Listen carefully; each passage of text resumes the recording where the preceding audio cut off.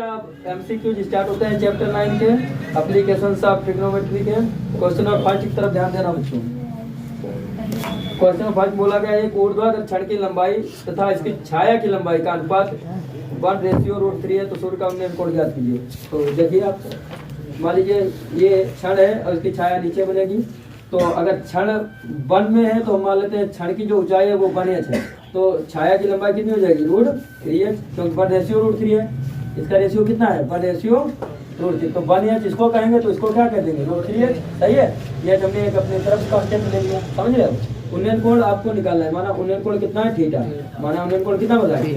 इस ट्रायंगल का नाम दे दीजिए, मान लीजिए ट्रायंगल है ABC, तो ये टू एमसीक्यू जाए तो डायरेक्ट हम लेते हैं ट्रायंगल ABC में, ट्रायंगल ABC में tan थीटा 1/8 हाँ 38 ABC में tan थीटा, tan लंब बटे आधार, लंब बटे आधार, लंब 1h है और आधार कितना है √3h, ऐसे h केंद्र।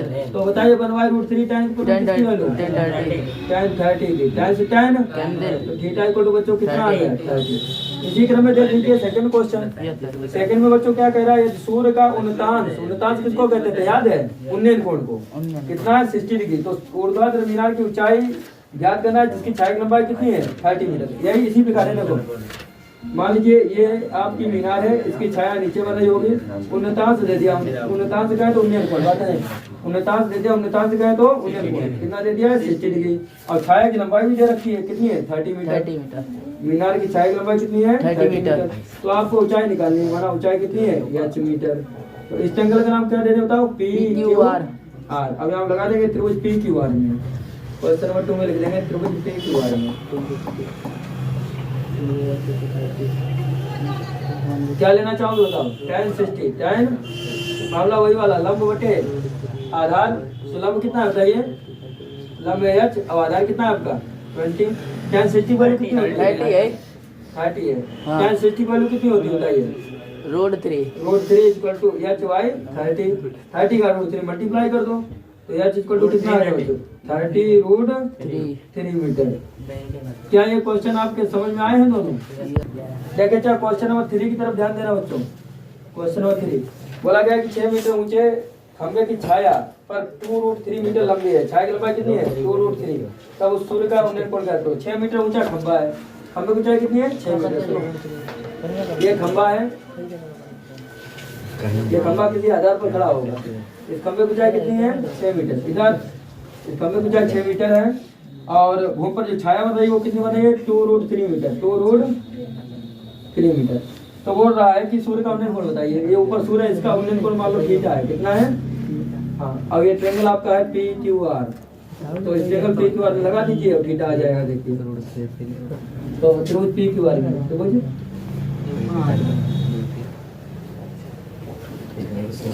क्या ले लें tan थीटा, tan हमला क्या होता है लंब बटे आधार, लंब बटे तो tan theta is equal to, इधर देखो लंब कितना है 6 और आधार कितना है 2√3, 2√3 जा 6।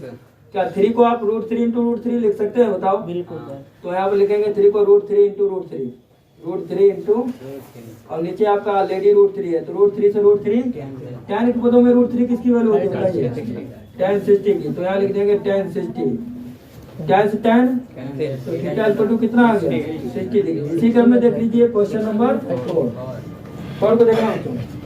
यदि एक मीनार के पाद बिंदु से 200 मीटर की दूरी से उसके शिखर का में 30 अंश है, तो मीनार की ऊंचाई क्या है। सुनो देखो बच्चों, ये मीनार है किस पर खड़ी होगी आधार पर, तो मीनार के पाद बिंदु से देखो जब मीनार का पाद ये इससे जो दूरी है वो कितनी है 200 मीटर, कितनी है इससे जो दूरी है आपकी मीनार के पाद बिंदु से वो 200 मीटर है। मीनार होता है पाद बिंदु से 200 मीटर की दूरी से इसके शिखर का उन्नयन कोण कितना आ रहा है 30 डिग्री, शिखर का उन्नयन कोण कितना आ रहा है 30 डिग्री। तो आपको मीनार की ऊंचाई निकालनी, माना मीनार की ऊंचाई कितनी है h मीटर, तो यहाँ पर A मान लिया बिंदु, यहाँ पर B मान लिया और यहाँ पर कौन सा बिंदु मान लिया C।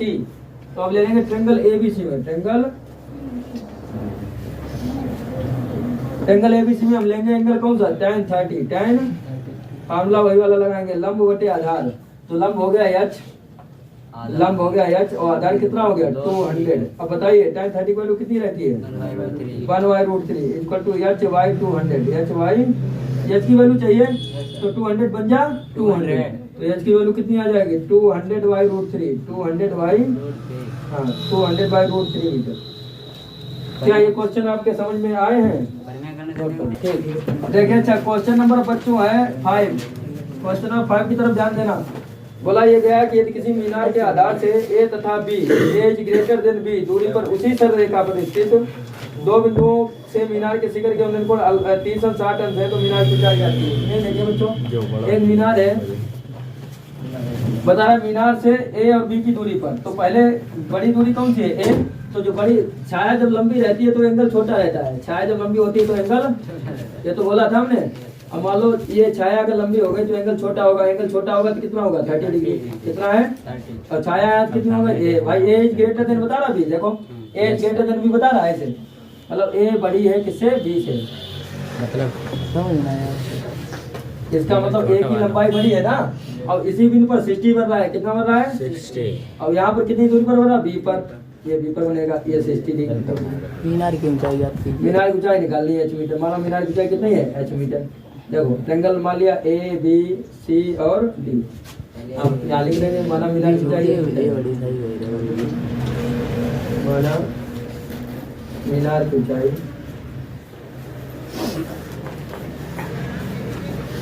एच मीटर है। अब त्रिभुज कौन सा ले ले पहले बताओ, अब त्रिभुज ए बी सी में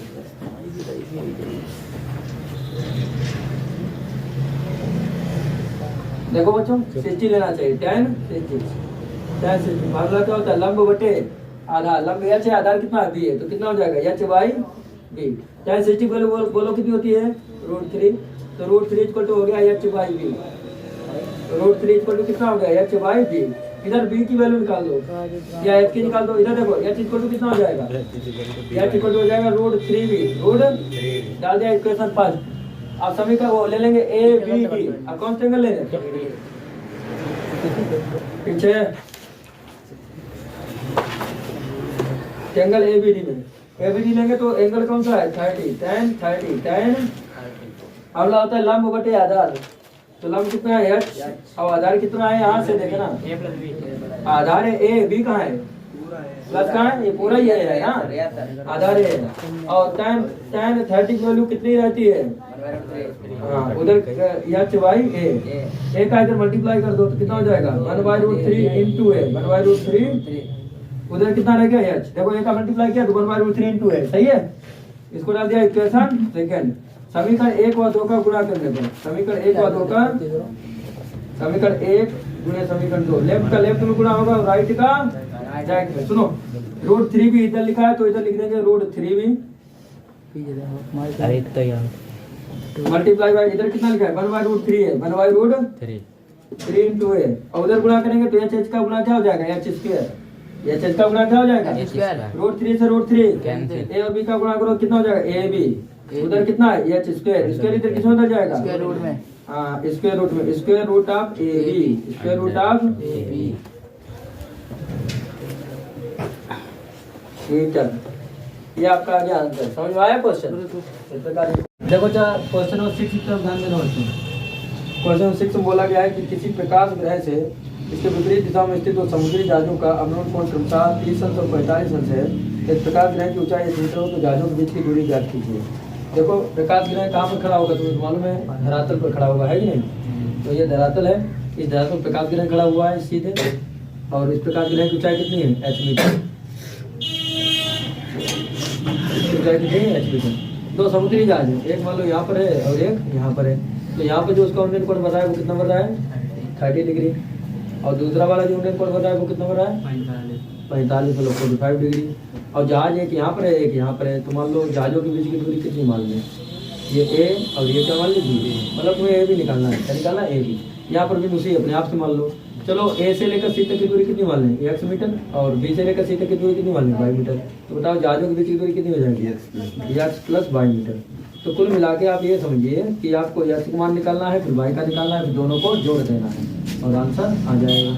देखिए ध्यान से, तो ठीक है, माना जहाजों के बीच की दूरी कितनी है, माना जहाजों के बीच की दूरी x और y है, क्या हम कहते हैं जहाजों के बीच की दूरी ये भी है।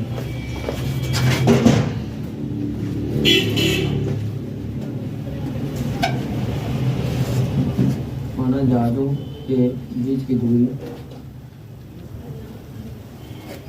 ए भी है। कि जहाजों के बीच की दूरी ए भी है, तो अब ट्रेंगल ले लीजिए। कौन सा ट्रेंगल लें? तब ट्रेंगल पहले कौन से लेने? ए सी डी, ए सी बी ले लें, ए सी डी ले लें, कोई भी ले लीजिए। त्रिभुज ए सी बी में त्रिभुज तो tan 30 tan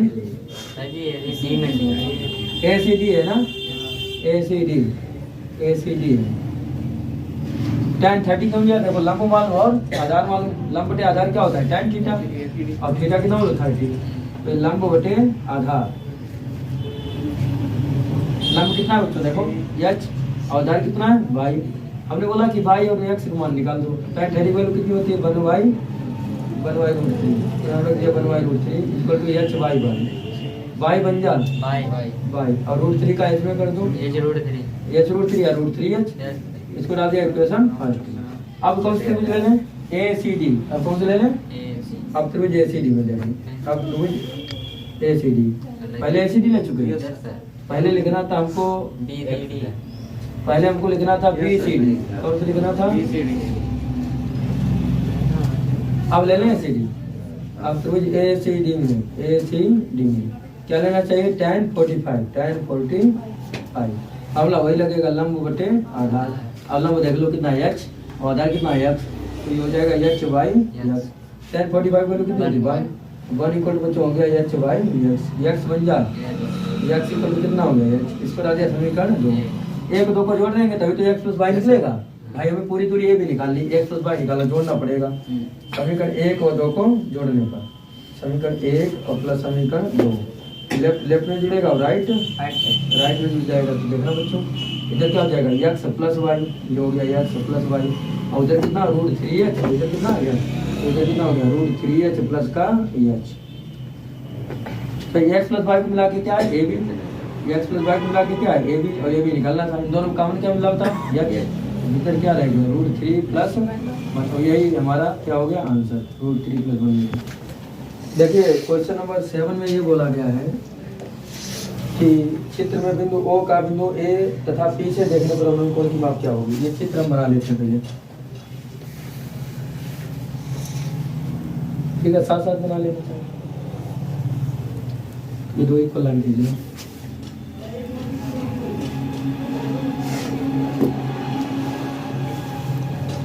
यहाँ पर पॉइंट A है और यहाँ पर पॉइंट E है। यहाँ पे जो एंगल दिया है वो 60 डिग्री दिया है। यहाँ पे पूरा एंगल दिया है 45, कंप्लीट एंगल 45। अब आप देखो इसके अगर पैरेलल लाइन खींच देते हैं, यहाँ पर Q बिंदु मान लीजिए, यहाँ पर B है और यहाँ पर कौन सा O।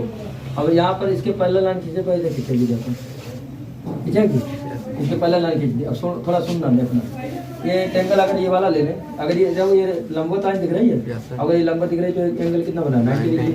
तो यहाँ पर तो 90 डिग्री हो गया। तो पहले लेना है एंगल कौन सा? O Q P। और कौन सा एंगल निकालेंगे? ये वाला, ठीक? इतना, ठीक? कौन सा एंगल लेना? O Q P।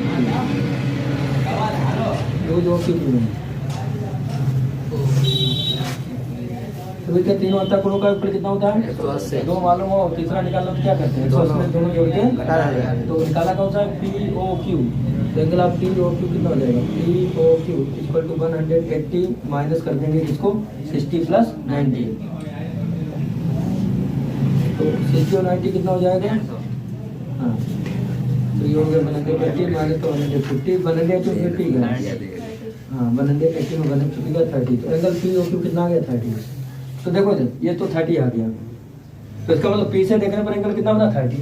अब A से देखने पर कितना बनेगा? आप नोट करो, ऊपर से नीचे तो बनता है, तो ऊपर से देखा तो नीचे 30 बन गया। एक एंगल अब A से देखने पर बनाओ। A से देखने पर बनाने के लिए क्या करना पड़ेगा? थोड़ा ध्यान से देखना। ये एंगल कितना है? 90।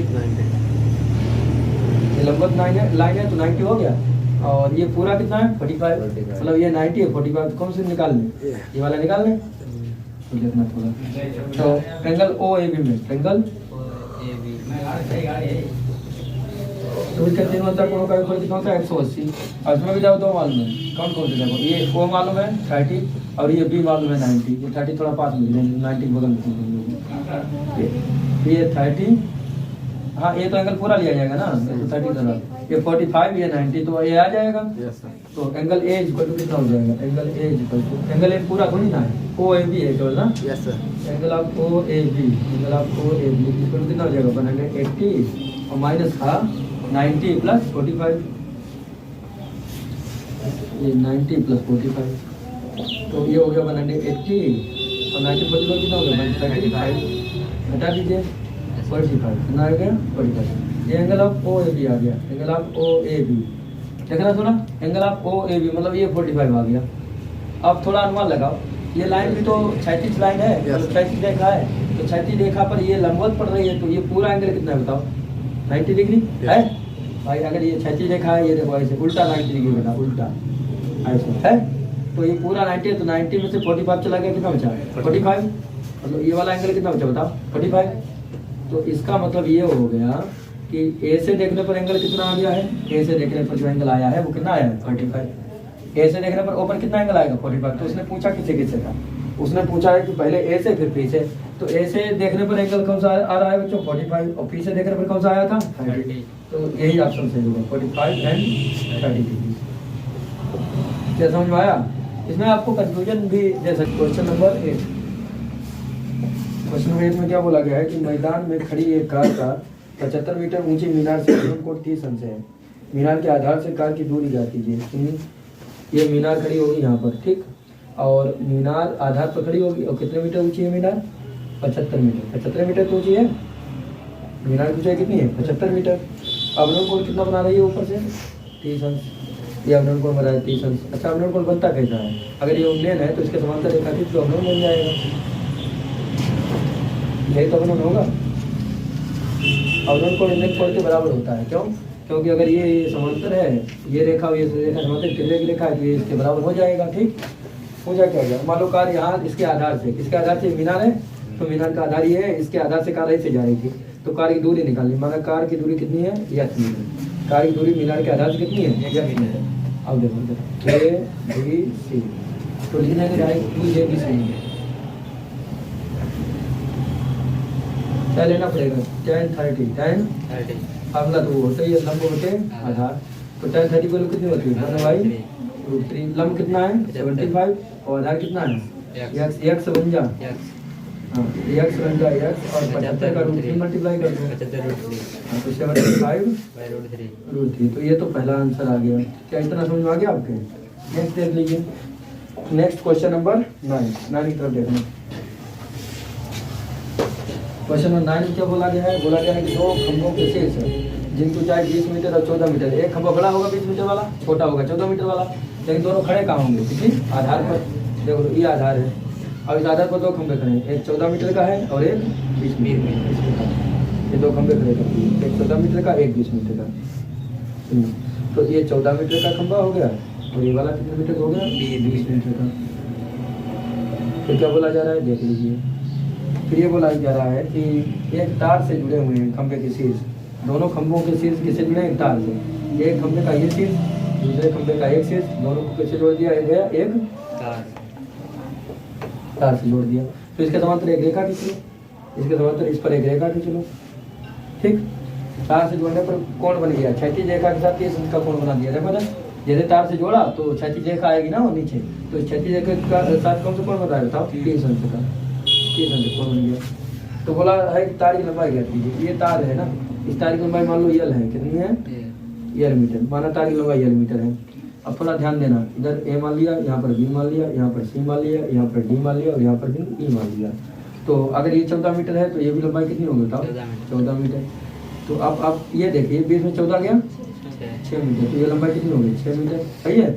अब आपको क्या क्या मालूम है थोड़ा देख लीजिए, लंब मालूम और कर्ण मालूम। तो लंब बटे कर्ण क्या होता था sin थीटा, ठीक है। तो ये भी ले लेंगे, कौन से भी ले लेंगे देखो जी ए बी sin थीटा ले लेंगे, तो ए बी में sin थीटा, थीटा का क्या करें 30, sin 30 को फार्मूला क्या होता है लंब बटे कर्ण। sin थीटा 30 की वैल्यू कितनी होती है 1/2, लंब कितना है बताओ 6, अब कर्ण कितना है एल और एल निकालना है बच्चों, तो एल बन जा एल और 6 दूनी 12, तो लंबाई तार की कितनी आ गई 12 मीटर, तार लंबाई की 12 मीटर। अब क्वेश्चन नंबर बच्चों है 10 की तरफ ध्यान देना। इनमें ये बोला गया है कि 25 मीटर ऊंचे एक स्तंभ के शीर्ष से एक मीनार के शीर्ष का उन्नयन कोण मीनार के पाद का अवनयन कोण के समान है। 25 मीटर ऊंचे एक स्तंभ के शीर्ष से, देखो स्तंभ और मीनार दोनों कहाँ खड़े होंगे, पहले ये नंबर लगा लो आधार पर। ये स्तंभ हो गया, स्तंभ की ऊंचाई कितनी है बच्चों 25 मीटर, और मीनार बड़ी बड़ी है क्योंकि मीनार से उन्नयन कोण आ रहा है। जिसका उन्नयन कोण होता है वो चीज़ बड़ी होती है। जैसे सूर्य का उन्नयन कोण हमारे यहाँ ऊपर पड़ेगा तो सूर्य का उन्नयन कोण बड़ा होने वो उसकी ऊंचाई बड़ी होगी, ज़्यादा होगी ना, तो हमारे आंखों पर कम पड़े तो हमारी ऊंचाई कम होगी, ऐसा। वैसे ये देखो स्तंभ कम रहेगा ऊंचाई का और मीनार ऊंचाई की ज़्यादा रहेगी, तो इसका उन्नयन कोण इसके यहाँ पर पड़ रहा है, सही है। अच्छा, इसका उन्नयन कोण कितना पड़ रहा है, बता रहा है बराबर है, मतलब जितना उन्नयन कोण है उतना अवनयन कोण है, दोनों समान है। तो देखो अगर यहाँ पर हम उन्नयन कोण बनाना चाहें यहाँ पर, तो इसके समांतर क्या खींचनी पड़ेगी रेखा। अब यहाँ पर उन्नयन कोण मान लो थीटा होता है, यहाँ पर उन्नयन कोण मान लो थीटा होता है। तो बताइए इस मीनार के पाद का अवनयन कोण बोल बताया गया है, तो मीनार का पाद यही है और इससे अवनयन कोण ऐसे बनेगा भाई, ऊपर से नीचे देखा जाएगा तो इस प्रकार बनेगा। अवनयन कोण कितना बता है, अवनयन कोण भी थीटा है, दोनों बराबर बता रहा है ना, ठीक है। फिर बता मीनार की ऊंचाई क्या की, माना मीनार की ऊंचाई कितनी है 8 मीटर, माना मीनार की ऊंचाई 8 मीटर है। सुनो ये 25 मीटर, तो ये भी लंबाई कितनी होगी 25 मीटर। पूरी एच बड़ी में से छोटी घटाई जाती है, तो एच में से 25 गया तो एच माइनस 25 ये ऊंचाई होगी। अब नाम दे दीजिए ए, यहाँ पर बी, यहाँ पर सी, यहाँ पर डी और यहाँ पर सी। यहाँ पर मान लीजिए यहाँ पर कितना मान लीजिए एक्स मीटर, अगर ये एक्स मीटर हो गया तो ये भी लंबाई कितनी हो गई एक्स मीटर। अब लगा लीजिए तो पहले कौन सी ले लें, तो ए बी ई में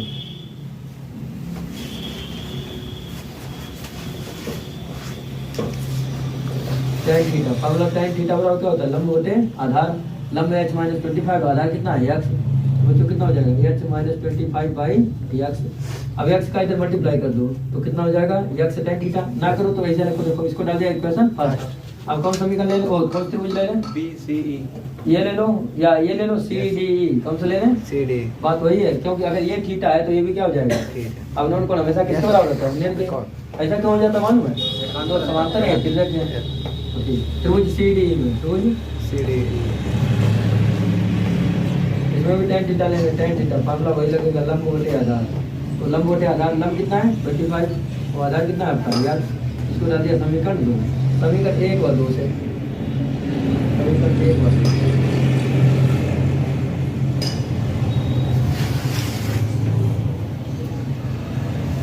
क्या लिखा पड़ता है tan थीटा कैंसिल, तो क्या रह गया लेफ्ट लेफ्ट कैंसिल हो गया तो राइट राइट बराबर हो गया, h minus 25 is equal to क्या हो गया 25 बाई x से x निकालना है, तो h minus 25 is equal to 25, ये माइनस 25 इधर किसमें चला जाएगा, तो 25 प्लस का 25 में 25 जोड़ दो 50, तो ऊंचाई आ गई मीनार की कितनी 50 मीटर। समझ में आ गया क्वेश्चन। देखना अच्छा क्वेश्चन नंबर 11 की तरफ ध्यान देना बच्चों, क्वेश्चन नंबर 11। क्वेश्चन नंबर 11 बोला गया है कि किसी झील की सतह से 200 मीटर ऊंचे बिंदु से एक बादल का उन्नयन कोण स्टेशन से, तो ठीक है पहले हम झील बनाते हैं, झील की सतह बनाते हैं। देखो ये अगर झील की सतह है और 200 मीटर की ऊंचाई पर कोई बिंदु है, ये 200 मीटर की ऊंचाई पर हमने कोई बिंदु मान लिया यहाँ पर, और बादल कहीं ऊपर होगा, ये तो मालूम है आपको, ये बादल होगा ऊपर कहीं पर, तो इस बादल से इस बिंदु का जो उन्नयन कोण वो कितना है स्टेशन। अच्छा इस बिंदु पर उन्नयन कोण बनाने के लिए इसके समांतर क्या खींचनी पड़ेगी रेखा, तब जाके इस पर उन्नयन कोण बन पाएगा। अब उन्नयन कोण कितना है 30 डिग्री। बात को ये बता रहा है कि देखो बात ये बता रहा है तथा झील में इसके प्रतिबिंब का अवनमन कोण कितना है 60 डिग्री, तो झील की सतह से बादल ऊंचाई। अब इसके प्रतिबिंब का अवनमन कोण किसके, बादल के प्रतिबिंब, बादल का प्रतिबिंब कहाँ बनेगा नीचे, तो प्रतिबिंब का अवनमन कोण कितना है 60 डिग्री, वो नीचे बना लो। इसका अवनमन कोण यहाँ पर कितना आ रहा है 60 डिग्री। तो झील की सतह से बादल की ऊंचाई, मतलब ये सतह थी झील की, इससे बादल की ऊंचाई ज्ञात करो। माना इसकी सतह से बादल की ऊंचाई कितनी है कैपिटल h मीटर। हम तो जानते हैं कि झील की सतह से कोई बिंदु जितनी ऊंचाई पर होता है उसकी सतह से वही बिंदु उतनी गहराई पर होता है, मतलब ये दूरी नीचे वाली दूरी की क्या हो जाएगी इक्वल। ठीक है ये 200 है तो ये भी कितनी होगी बताइए 200 मीटर। तो ये बची हुई दूरी कितनी हो गई h माइनस 200। तो तो अब बताइए, अगर हम यहाँ से देखें, यहाँ से दूरी देख रहे हैं, यहाँ से यहाँ तक की दूरी देखें कितनी हो जाएगी? एच प्लस 200 हो जाएगी, एच प्लस 200। कहाँ से कहाँ तक?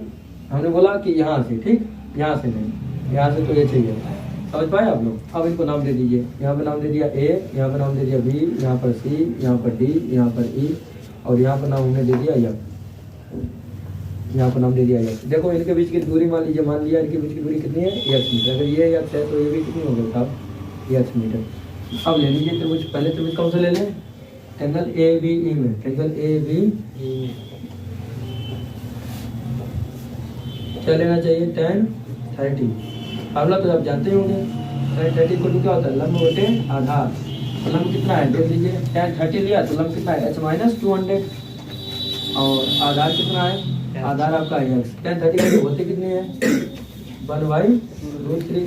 ये तो आपका h माइनस 200 है, और नीचे कितना है? x बन जा x, तो उधर आपका हो गया है √3, और ब्रैकेट में कितना हो गया? एच माइनस का 200। इसको डाल दिया इक्वेशन 5। अब कौन सी त्रिभुज ले लें? B E F. अब त्रिभुज बी ई एफ में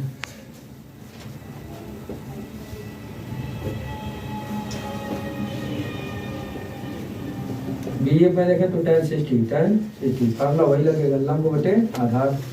तो tan 60 लंब बटे आधार। लंब कितना है बच्चों? यहाँ से देखना, tan 60 से लंब है एच प्लस 200, और आधार कितना है? आधार आपका वही है कितना? x। tan 60 वैल्यू कितनी होती है? tan 60 वैल्यू होती है √3, उधर तो आपका चलते रहेगा h प्लस 200, और आधार आपका कितना है? x। तो x का √3 मल्टीप्लाई कर दो, कितना हो जाएगा? √3x, उधर तो आपका चल ही रहा है h प्लस 200। अब x की वैल्यू कहाँ से रखते हैं? समीकरण 1 से। x की स्थान कितना रखना है? पूरा रखना है, तो देखो √3, और x के स्थान पर भी √3 आ रहा कि नहीं आ रहा? और भीतर कितना है? भीतर है आपका एच माइनस का 200, और उधर कितना है? देखो उधर है एच प्लस का 200। आप थोड़ा देखें ना, ये एच प्लस 200, तो इधर देखें √3 का गुणा कितना हो गया? 3, और 3 का एच में मल्टीप्लाई कर दो, कितना हो गया? ये 3 समझना, 3 2 जा 6 मतलब 600। तो उधर आपका कितना है? H plus 200, H plus H वाले प्लस एच है, इधर किस में आ जाएगा? Minus H. तो ये हो गया बच्चों, देखो कैपिटल एच माइनस का एच और इक्वल टू 200 माइनस 600, उधर किस में जाएगा? प्लस में। तो ये हो गया 200 और प्लस का 600 में 200 को जोड़ दो 800। फिर एच में बनच गया 2h, अब ये कितना हो गया? 800। तो सबको 8, यानी जो हाइट आ गई तो उसकी झील के सतह से जो ऊंचाई आ गई बच्चों वो कितनी आ गई? 400 मीटर। ऊंचाई कितनी आ गई? 400 मीटर। समझ में आई बात? देखना बच्चों क्वेश्चन नंबर 12 की तरफ ध्यान देना। बोला गया कि एक झील की सतह से 1 मीटर की ऊंचाई पर स्थित एक बिंदु से एक बादल का होने को थीटा। ये झील की सतह है, इससे 1 मीटर की ऊंचाई पर स्थित, 1 मीटर की ऊंचाई पर स्थित क्या है? कोई बिंदु है, कोई बिंदु है। यहाँ से बादल का होने को, बादल ऊपर होगा आपको मालूम है, यहाँ पर बादल होगा, लेकिन नीचे तक लंबाई खींच लीजिए ऐसे, यहाँ पर बादल होगा। अच्छा इसके समांतर क्या खींच लें? रेखा। तो यहाँ पर जो उन्नयन कोण बन रहा है वो कितना बन रहा है? थीटा। यहाँ पर उन्नयन कोण थीटा बन रहा है। फिर क्या बोला जा रहा है? अवनमन कोण 45 डिग्री इसके प्रतिबिंब का। तो इसके बादल का प्रतिबिंब कहाँ बनेगा? नीचे। तो इसके प्रतिबिंब का अवनमन कोण कितना है? 45 डिग्री। यहाँ पर जो अवनमन कोण बन रहा है वो कितना बन रहा है? 45 डिग्री। फिर बोला क्या बादल की ऊंचाई होगी, तो बादल की ऊंचाई पूछी गई है। तो झील की सतह से बादल की ऊंचाई, किस बिंदु से बादल की ऊंचाई? बिंदु से थोड़ी ना, झील की सतह से बादल की ऊंचाई। तुम्हारा झील की सतह से जो बादल की ऊंचाई है वो कितनी है? Capital h metre. यहाँ से देखो ये स्मॉल h है, तो ये भी कितनी हो गई बच्चों? स्मॉल h हो गए। हम जानते हैं झील की सतह से कोई भी जितनी ऊंचाई पर होता है उतनी वो उसकी नीचे गहराई पर होता है। तो ये भी कितना हो गया होता है? ये भी हो गया कैपिटल h मीटर। अब आप ये बता दीजिए कि इतनी दूरी कितनी हो जाएगी ऊपर वाली? Capital H minus small. तो अगर हम यहाँ से दूरी लें, भाई यहाँ 45 है, तो इसी लाइन से दूरी लें यहाँ तक की, तो कितनी हो जाएगी बताओ? ये स्मॉल है और ये कैपिटल जुड़ेगा, कितना हो जाएगा? कैपिटल H प्लस, हाँ ये दूरी होगी यहाँ से देखा। तो अब इनको नाम दे दीजिए, देखो ए, इसका नाम दे दिया B, इसका नाम दे दिया C, यहाँ पर D, यहाँ पर E, और इसका नाम दे दिया हमने यार। और यहाँ पर हम मान लेंगे कि ये जो डिस्टेंस है वो x मीटर है, ये x मीटर है। ये डिस्टेंस हमारे पास मान लेंगे कि ये x मीटर है। अब देखो बच्चों, अब हम लेंगे ट्रेंगल। पहले कब ट्रेंगल ले लेंगे? पहले ट्रेंगल ले लेंगे A B, triangle A B. क्या लेना चाहिए? tan theta. tan आपने तो मालूम है लंब बटे आधार। लंब कितना होता है? कैपिटल एच माइनस का स्मॉल एच। आधार कितना है? हमें तो कुल मिला के बादल की ऊंचाई कैपिटल एच निकालनी, कैपिटल एच तो निकालनी है।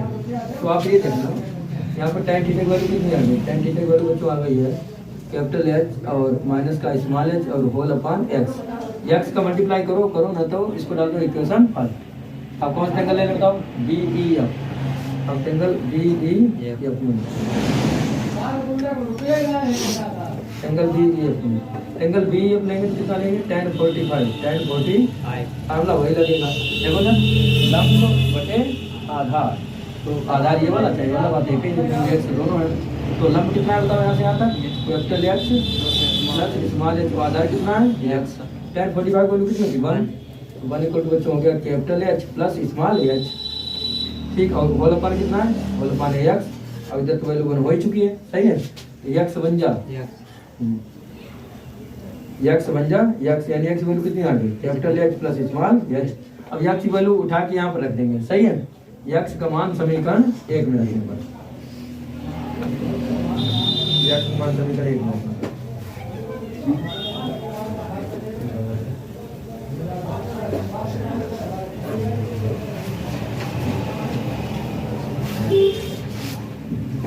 एक्स मान capital H plus small H आया है, यहाँ पर रख देंगे तो आ जाएगा। देखो tan theta equal to capital H और माइनस स्मॉल एच पहले से था, और ये आ गया कैपिटल एच प्लस का small H. Capital H plus small H का इसमें गुणा कर दो। देखना बच्चों, जब गुणा करेंगे तो tan थीटा के नीचे 1 मान लेंगे, ठीक है। और क्रॉस मल्टीप्लाई हम लोग करेंगे इसको था। देखो tan थीटा का कैपिटल एच में करेंगे गुणा, कितना आएगा? Capital H tan theta, capital H.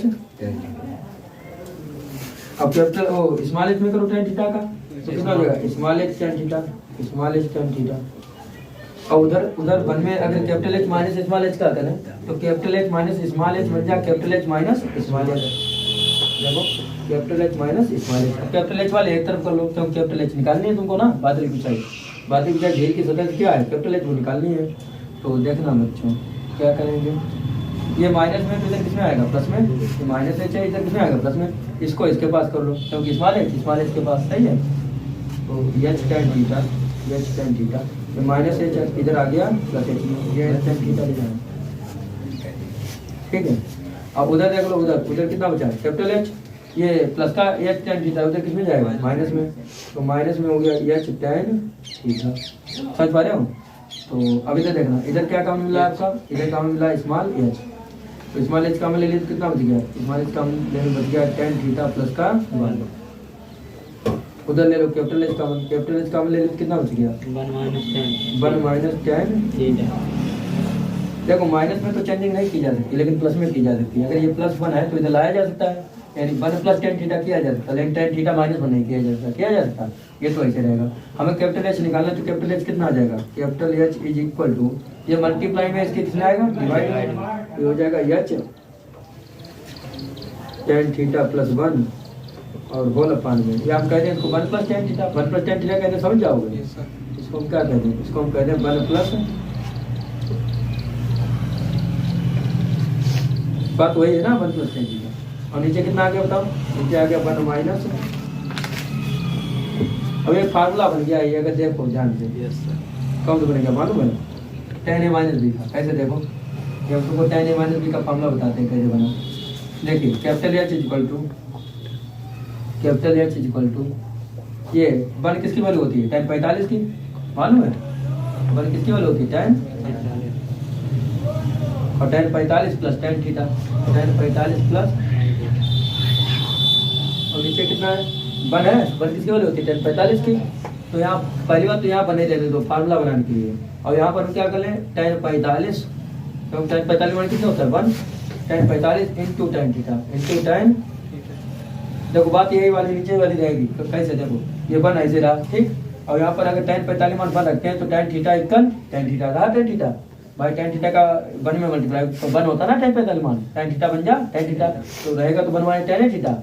अब फार्मूला ये बन गया, ये कौन फार्मूला बन गया बराबर tan a plus tan b नीचे क्या होता है 1 minus tan a into tan b, tan a plus tan b नीचे क्या होता है 1 minus tan a into tan b। किसका formula tan a plus b का, ऊपर अगर प्लस लगा तो समझ लेना tan a प्लस b का फार्मूला है। किसका है tan a प्लस ऊपर प्लस लगा तो ये फार्मूला बन गया tan a प्लस b का। तो a का काम क्या कर रहा है 45 और b का काम क्या कर रहा है थीटा, तो फार्मूला हो गया tan a प्लस b का, a प्लस b का है तो 45 और प्लस का थीटा। तो यही आपका क्या हो जाएगा आंसर, देखो 45 और प्लस का थीटा। 13 है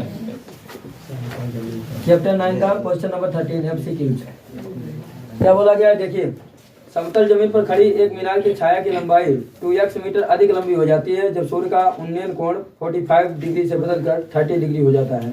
मीनार की ऊंचाई ज्ञात कीजिए। देखिए ध्यान से, मीनार किस पर खड़ी होगी आप तो जानते हैं आधार पर, और आधार मतलब धरातल। देखो इधर ये धरातल है इधर, तो धरातल पर क्या खड़ी है मीनार, सही है।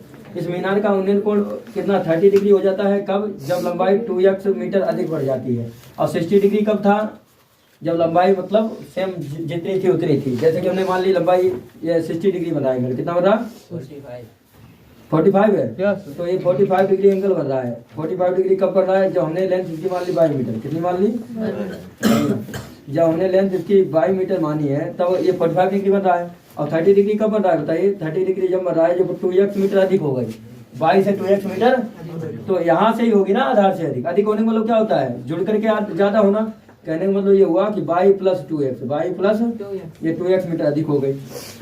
अधिक होने का मतलब होता है कि जुड़ करके ज्यादा होना। अब सुनो इधर देखो, a इसको b कह दिया, इसको c कह दिया, इसको d कह दिया। बस अब ट्रेंगल ले लेंगे, उसमें मीनार की ऊंचाई ज्ञात करने को बोला है। माना मीनार की ऊंचाई कितनी है ये आप लिख लेंगे, माना मीनार की ऊंचाई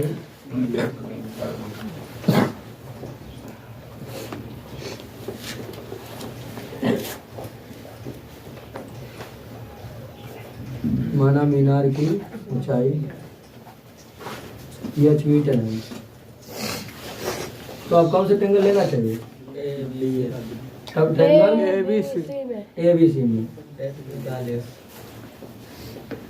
ABC में लेंगे तो देखो कितना है tan 45 लंब बटे आधार, तो हम tan 45 लेंगे। ऐसा लंब बटे आधार होता है tan 45 ना, tan थीटा क्या होता है लंब बटे आधार, इसीलिए हमने tan थीटा लिया। अच्छा sin थीटा कब लेते हैं, जब लंब मालूम हो और कर्ण मालूम हो।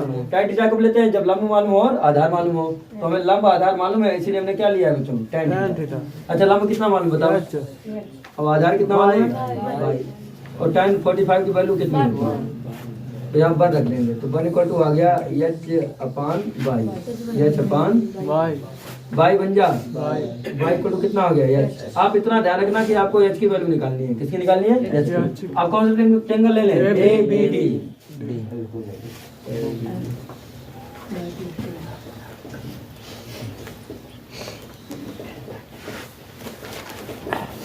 क्या लेना चाहिए tan 30, क्या लेना चाहिए मामला तो सबको मालूम है लंब बटे तो लंब अब कितना है माने आधार पूरा कंप्लीट लिया जाएगा ABD हाँ तो h y प्लस y की वैल्यू रख दो। y की वैल्यू कितनी है h समीकरण 1 से, तो tan 30 वैल्यू कितनी होती है उधर देखो h y की वैल्यू कितनी है h, तो h plus 2x h plus. अच्छा ये y की वैल्यू h कहाँ से रखी है समीकरण 1 यहाँ लिखेंगे समीकरण 1। थोड़ा इधर ध्यान देना, ये समीकरण 1 से लिख दिया, h ये क्रॉस मल्टीप्लाई करो, h प्लस 2x का 1 में मल्टीप्लाई कर दो, h प्लस 2x बन जाए h प्लस √3 का h में करो √3h। अब हमें h की वैल्यू निकालनी है तो h को एक तरफ कर लेना है बच्चों, h को एक तरफ कर लेना है। थोड़ा ध्यान से देखना, ये प्लस का √3h है, ये प्लस का h है, प्लस का h उधर किस में जाएगा माइनस h में, और इधर केवल क्या रह जाएगा ये उधर जाएगा तो इधर क्या रह जाएगा 2x, तो इसका मतलब इधर रह गया आपका 2x और उधर क्या हो गया √3h माइनस √3h माइनस, इधर देखना तो 2x = उधर क्या कॉमन मिला h, तो ब्रैकेट में क्या रह गया √3 माइनस का 1। अब ये बताइए √3 माइनस 1 किसमें है गुणा में, भाई h के किसमें है ये गुणा में, तो इधर किसमें आएगा भाग में, तो h = कितना हो जाएगा 2x 2x/√3 - 1 2x/√3। अब ये बताइए 2x/√3 - 1 हो गया। अगर हम इसके सहीगुमी से गुणा करें तो किसे गुणा करना चाहिए? √3 + 1 √3 + 1 से। तो हम ऊपर नीचे गुणा कर देंगे √3 + 1 और इधर भी गुणा कर देंगे √3 + 1 से। तो देखो बच्चों h = 2x, ऊपर क्या हो गया √3 + 1 और नीचे देख लीजिए a - b + b का फार्मूला बताओ। a² माइनस तो √3 का स्क्वायर करो क्या आ जाएगा 3 और 1 का स्क्वायर करो तो क्या आ जाएगा 1। तो ये कुल मिला के हो गया आपका 2x और ब्रैकेट में √3 प्लस का 1 और होल अपॉन 3 में से बन गया तो कितना बचेगा बच्चों 2 और 2 से 2 कैंसिल। तो फाइनल जो आंसर आपका आ गया यह चीज पर 2 वो आ गया x और ब्रैकेट में कितना हो गया √3 + 1 मीटर। ये आपका फाइनल आंसर आ गया। क्या समझ में आया क्वेश्चन आपके? यस